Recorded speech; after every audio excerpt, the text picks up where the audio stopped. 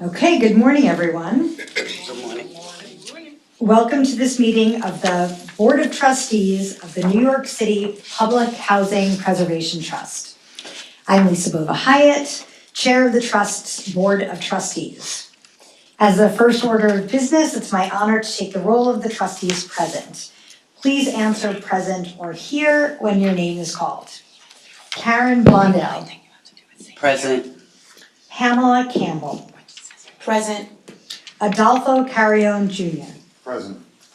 John Dionisio. Present.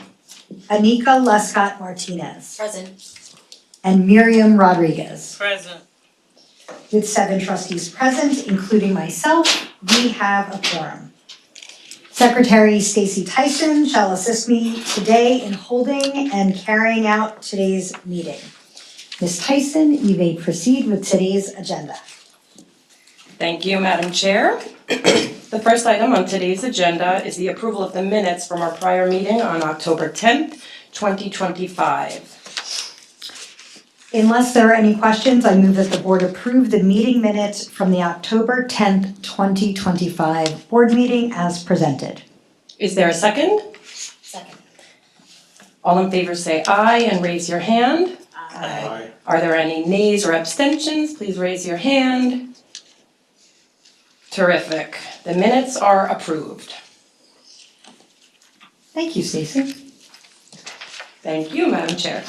The next item on the agenda is the chair remarks. Great, thank you.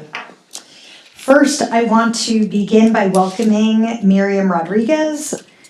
Miriam, if you want to wave so everyone knows who you are. Miriam is a longtime resident of Nostrand Houses, and we welcome you to the trust board. I know that I'm speaking for all of us when I say how excited we are to have you join our team as our newest resident representative. I'm especially looking forward to working with you on your insight and the experience that you will bring to the trust. Thank you. Since our last board meeting in October, the voting process at Isaac's Houses, the first development in Manhattan to go through the voting cycle, officially kicked off on November 3rd. The process includes 100 days of public engagement, followed by a 30-day voting period that's expected to run from February 13th to March 16th, 2026. This is yet another exciting moment for the trust and another powerful example of how residents are shaping the future of their homes. I want to take a minute to look back on 2025 and acknowledge the meaningful process we have made together and the strong momentum that has carried out our work forward this year. It's been a year defined by real movement with the trust advancing procurements, strengthening operations, and deepening partnerships with residents and industry partners. This year, we've seen the trust select design-build partners at Nostrand and Bronx River Addition, issue the Unity Towers procurement, which is now in the RFP phase, and launch the first progressive design-build procurement at Highland. These milestones reflect the strength and maturity of our emerging delivery pipeline. Throughout the year, residents have played an essential role in informing our work. Your participation from lease signings to visioning sessions have been central to every major milestone. Thank you for your partnership and for your commitment to helping shape the next generation of public housing reinvestment. Your voices continue to guide and strengthen every decision that we make. As we close out 2025, I want to extend my gratitude to the trust staff, our NYCHA partners, our board colleagues, and our broader network of stakeholders. This year was about building the foundation, establishing structures, securing teams, and preparing major projects for launch. In 2026, we fully turn towards delivery with the goal of translating all of this groundwork into visible, measurable improvements for the residents across our developments. I also want to say that many of you may not know, but today, December 3rd, 1935, First Houses was officially dedicated by Eleanor Roosevelt and Mayor Fiorello LaGuardia. And when I was looking back at when NYCHA was first created in 1934, it had no money, it had no staff, and it was really just a dream. And it's so poignant that we have today our trust meeting, and we're doing a little event to celebrate First Houses this evening. But when you think about where the trust was in the summer of 2022, when it was signed into law, with no money and no staff and no board, and it was virtually just a dream. And we are now heading towards 2026 with amazing plans, amazing progress, amazing staff, and a real vision for the future. So let's keep that in mind as we go through this board meeting and as we look towards 2026. Thank you. Thank you, Madam Chair. The next item on the agenda is the President's Report to be presented by President Vlada Kanev. Board Chair Bovahaya, those were incredible words and really reminiscent of just a couple of years ago when we started with no staff and no funding.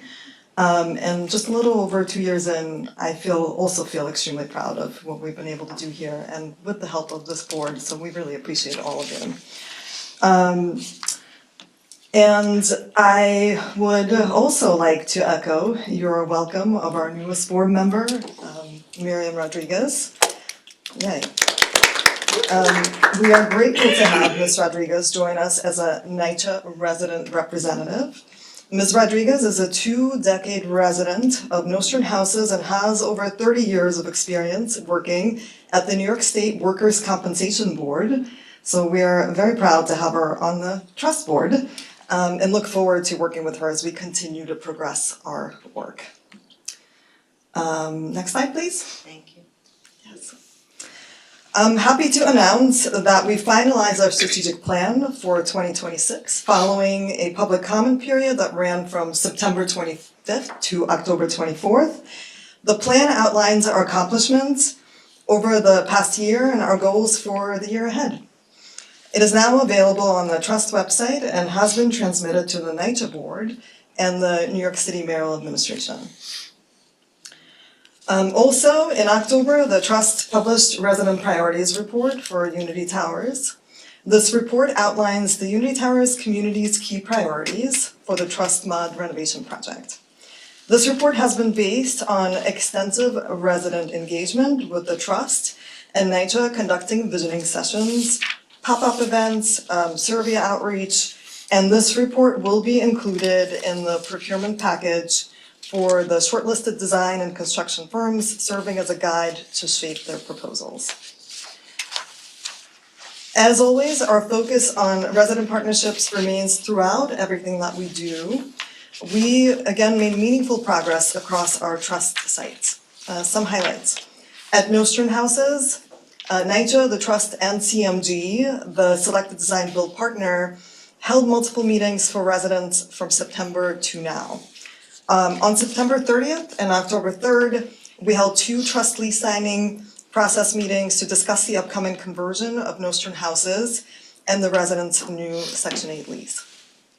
On October 28th, November 5th, and 12th, CMG held meetings to discuss design options. Residents were able to vote on 3 design packages, the 2 highest rank options will be choices available to the residents when their apartments undergo renovation. The voting period was held from November 2nd to the 17th with a 57% participation rate. We are happy that the voting elements and strong resident participations are continuing into the design and construction phase.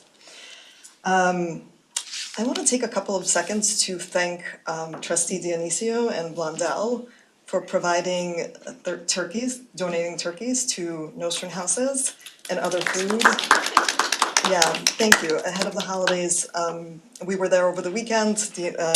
John Dionisio and his son came out, we distributed them. So again, we're very, very grateful for this committed and amazing board. Going back to other updates at other sites, on November 6th, Bronx River Edition, Fifth Avenue Builders, the selected design build team, kicked off the Trust Mod project, informing residents on upcoming activities at their development. And the Trust is excited to have Fifth Avenue Builders on board, and we're looking forward to the transformation they will bring. At Unity Towers, the Trust held 2 community updates meetings, summarizing the findings from the published resident priorities report that I mentioned earlier, and also providing updates on the next steps at Unity. At Highland Houses, the Trust is seeking residents for the Resident Redevelopment Advisory Committee. The advisory committee, designed to represent resident interests and priorities, is designed to serve as a key partner to provide guidance throughout the renovation. This committee will be made up of Highland residents, and we are still accepting applications. At our last board meeting, can we just advance the slides a couple? Okay, at the last board meeting, I announced that the Trust was in the second step of the 2-step design build procurement process at Unity Towers, and the Trust identified 3 shortlisted firms to move forward with the RFP phase. I'm pleased to announce that on October 31st, the Trust issued the RFP with proposals due in the first quarter of 2026. We expect to select the design build team by spring of 2026. Okay. Industry outreach continues to be an important part of our work. It ensures we're engaging with partners who bring innovation, expertise, and resources to help advance our mission. On November 3rd, the Design Build Institute of America held a closed-door roundtable for public owners like us in New York and New Jersey to build connections and share experiences specifically on design build. The Trust was among the regional agencies that participated. I want to thank Chief Procurement Officer's here, Jenny Gillette, who spearheaded the conversation on design build delivery models with a specific focus on progressive design build and how this approach is being introduced and implemented across New York City agencies. The Trust will use progressive design build at Highland, which introduces a different project delivery approach from the current Trust Mod program. Unlike the model being used at our first 3 sites, where a design builder is selected after the Trust has completed most pre-development work and fully scoped the project, progressive design build brings the partner on earlier while the project is still being defined. This allows the project scope, budget, and price to be developed collaboratively and can be carefully refined with the team responsible for the delivery. So the advantages of this approach for the Trust include more accurate scoping and budgeting, stronger opportunities for innovation, earlier engagement with residents, reduced duplication of site investigations, better alignment with financing and Section 8 requirements, and a more calibrated risk transfer. Lastly, we would like to share with the board that the Trust hosted an industry networking event in this very room on November 21st. We were able to spotlight the Trust's current priorities and highlight how design build accelerates timelines, streamlines project delivery, and also cover how we finance our projects. We brought over 40 agency partners, contractors, and key stakeholders together for an afternoon of connection, collaboration, and conversation.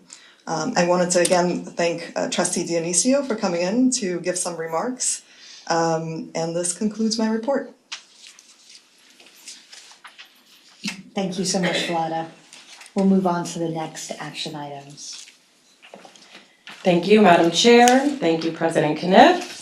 The next action item on today's agenda is the adoption of a resolution that approves the establishment of the Governance Committee as well as the adoption of the charter for that committee. The trust is recommending that the board approve a resolution establishing the governance committee and its related charter, as well as its membership. The governance committee is important to our work as it will foster excellence across the board of trustees and staff leadership. The charter captures the committee's responsibilities and will, among other things, keep the board of trustees informed of current best practices in corporate governance, as well as recommend updates to related policies and procedures, one of my favorite elements of this committee. Advise the chair on competencies, experience, and skills of potential board members, also obviously a critical part of this committee. And it will closely examine ethical issues that may impact the trust's operation and senior leadership. Are there any questions about this particular resolution? Fantastic. If there are no questions, I move that the board adopt this resolution approving the establishment of the governance committee and the adoption of the charter. And is there a second? A second. Thank you. All in favor say aye and raise your hand. Aye. Are there any nays or abstentions? Please raise your hand as well.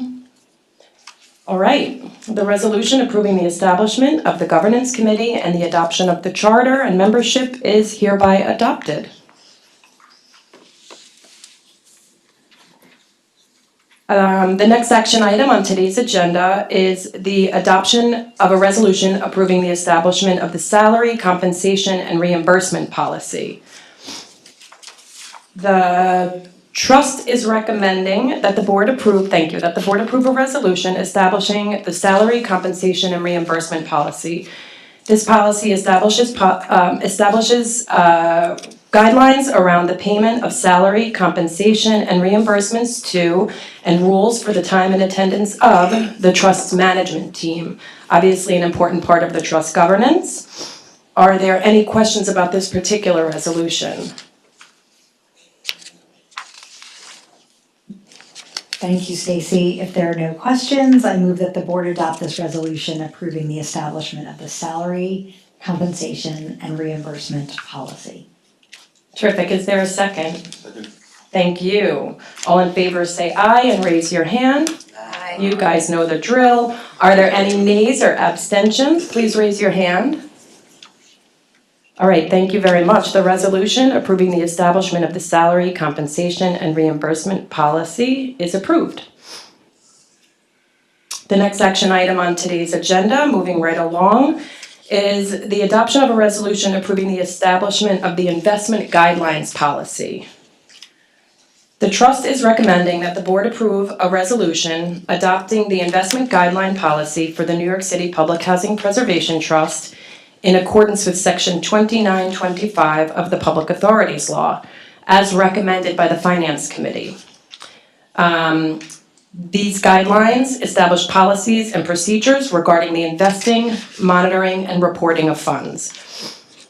Are there any questions about this particular policy or resolution? Okay, unless there are any questions, I move that the board adopt the resolution approving the establishment of the investment guidelines policy. Is there a second? A second.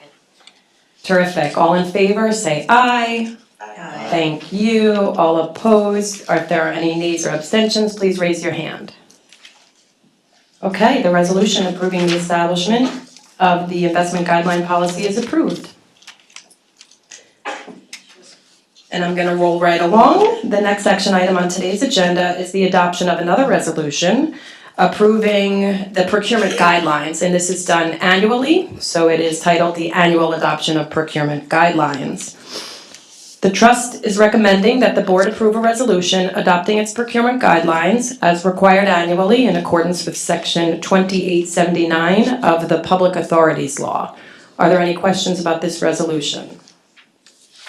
Okay. Since there are no questions, I move that the board adopt the resolution approving the annual adoption of procurement guidelines. And is there a second? I second. Thank you. All in favor say aye and raise your hand. Aye. Are there any nays or abstentions? Please raise your hand. This is one of my favorite resolutions of the day. The resolution approving the annual adoption of procurement guidelines is hereby approved. We have another agenda item, the adoption of the resolution approving the participation agreement, which I'm going to present a little bit about today. The trust is recommending that the board approve a resolution authorizing the execution of a participation agreement with NYCHA, as well as any subsequent amendments or additional related agreements necessary to effectuate the intent of the participation agreement. The participation agreement documents a grant from NYCHA to the trust of up to $25 million. In exchange, the trust is agreeing to provide NYCHA with a minimum share of 10% of the earned developer fees. Are there any questions? Okay, hearing none. I move that the board adopt this resolution approving the participation agreement. This is my second favorite resolution of the day. Is there a second? I second, because this one's my favorite. All in favor say aye and raise your hand. Aye. Thank you so much. Are there any nays or abstentions? Please do raise your hand. Okay. The resolution approving the execution of the participation agreement is adopted. The next action item on today's agenda is a resolution approving the financial administrator contract, which is going to be presented by Jillian. Good morning, everyone. The trust is recommending that the board approve a resolution authorizing our ability to execute a contract with FTI Consulting Incorporated. The trust will assume significant financial reporting responsibilities and management obligations for the Trust Modernization Preservation Program for investors and lenders, especially when our first property closes, which will be Nostrand. The trust and NYCHA, which manages the trust organizational finances, wanted to engage a third-party financial administrator to perform the entity-level reporting and management required, as well as supporting some of the property-level reports that the investors expect. After a competitive process, we've selected FTI, which has a lot of experience doing this for real estate investors, managers, asset managers across the country. The not to exceed is $3.5 million and is sufficient to cover the properties that are currently in our portfolio with additional leeway for future properties should they opt in during the term. Happy to take any questions, should there be any. Jillian, just for clarity, so this will cover the 4 properties that are currently being procured, and what leeway do you have under this contract for future properties? We should have room for 3 or 4 additional properties. It depends a little bit on size and whether they have historic tax credits or not, because there's different reporting obligations, but we should have sufficient room in this contract for additional size, and if we need to expand the size of the contracts, given faster adoption than we're expecting, we can do that as well. Thank you. I have a question. Just on the scoring of these respondents, there's a 20-point spread here between the winner and the not winner. I don't wanna call them a loser, cause they're probably very successful people.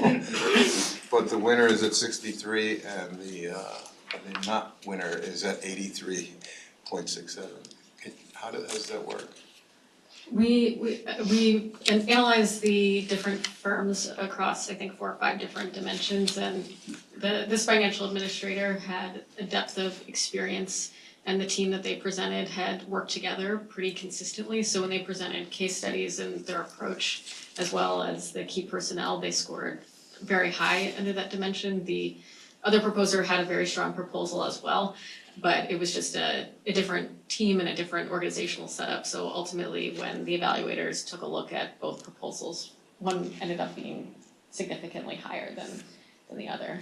We do feel very confident in the selected proposer and that we can come to terms with them and that they will be selected. NYCHA Finance also, we're technical advisors on the selection committee, and they supported the choice as well. I'm just wondering if maybe there's a typo on the appendix, because Might on our be, sheet it yeah. shows. Oh, it's split. Yes. Yeah. The highest ranked proposer is the one that we have in front of you. If there's a typo, we will correct it. Yeah, I'm looking at this. I see your question. I wish That was a good my teachers would, grade me that way too when I was. Yes, exactly. Okay, this is proof that everyone is reading the board right. materials, which is wonderful.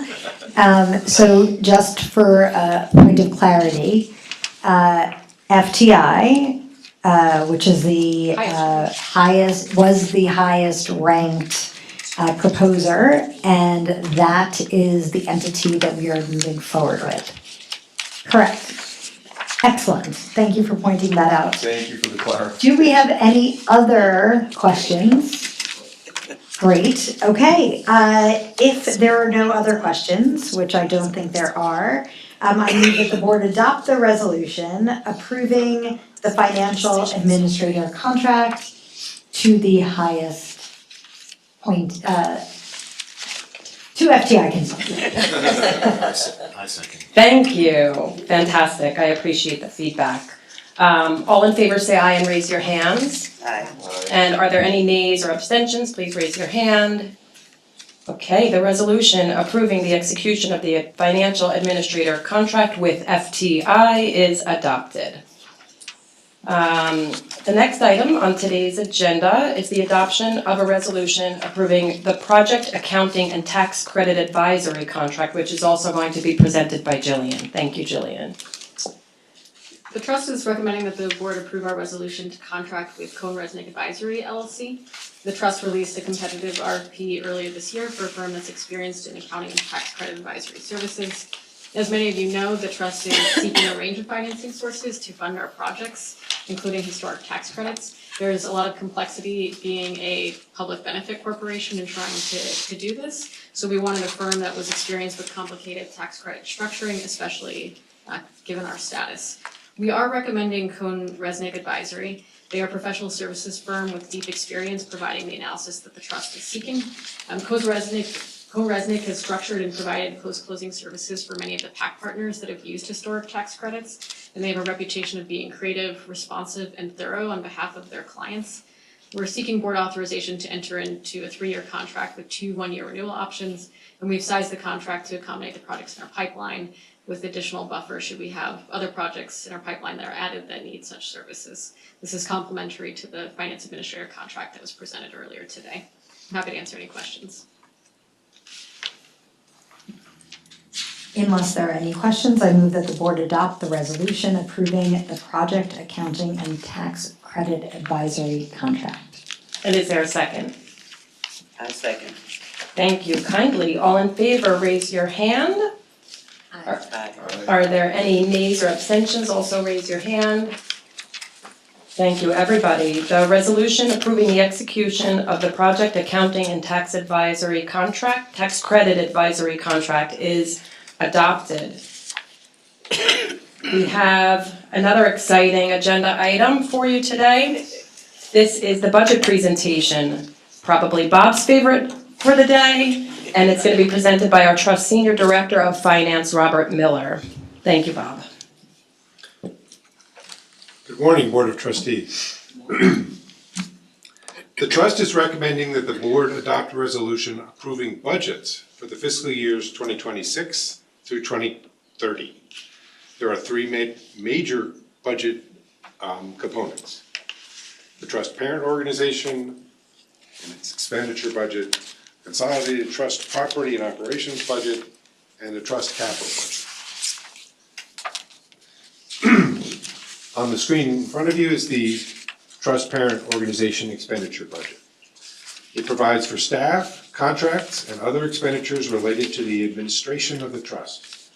Funds will support oversight of the Trust's active projects and the build-out of the Trust's asset management and project management capacity.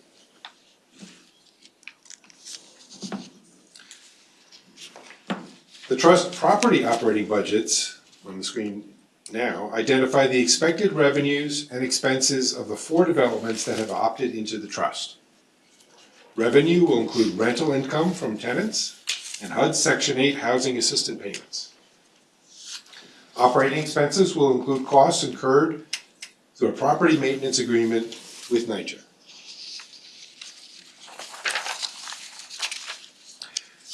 The consolidated Trust ABO, Authorities Budget Office, budget is a complete operating budget that includes the Trust parent organization budget and the property operating budgets just presented. This budget also reflects developer fees earned by the Trust and revenue expected from the participation agreement with NYCHA that was presented little bit earlier. The final component of the budget is the capital budget. The fiscal year 2026 capital budget identifies the full construction and development budgets for the 4 projects that have opted into the trust modernization program. The budget provides pre-development funding for eligible capital costs, including design, financing, and legal fees, and early purchasing of long lead items. The funding is expected to be provided by New York City and NYCHA. The budget provides permanent funding for construction, construction management, transaction costs, carrying costs during construction, and reserves. This funding is expected to be provided by New York City and the Trust's financing partners.